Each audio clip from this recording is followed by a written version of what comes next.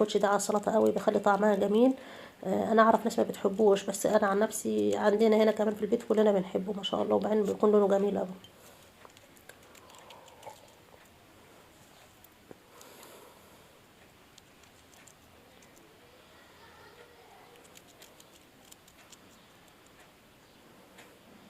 السلطه بقى المفروض ان انا بعملها قبل الاكل على طول. لو عملتها بس في الوقت ده كده وانا لسه بحضر في الاكل، ما بحطش عليها ملح، بحطها في التلاجة كده وبسيبها. بس انا عاده بحب اعملها وانا خلاص، يعني انا بحط خلاص احط الاكل، بحب اعملها قبل ما احط الاكل بسرعه، علشان تفضل محتفظه بقيمتها الغذائيه كده والفيتامينات اللي فيها.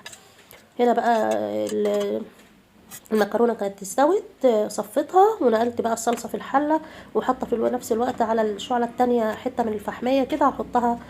خلاص الكفته استوت وهحطها معاها كده. وده كان غدانا النهارده والروتين بتاعنا. اتمنى انه يعجبكم ويشجعكم. والسلام عليكم ورحمه الله.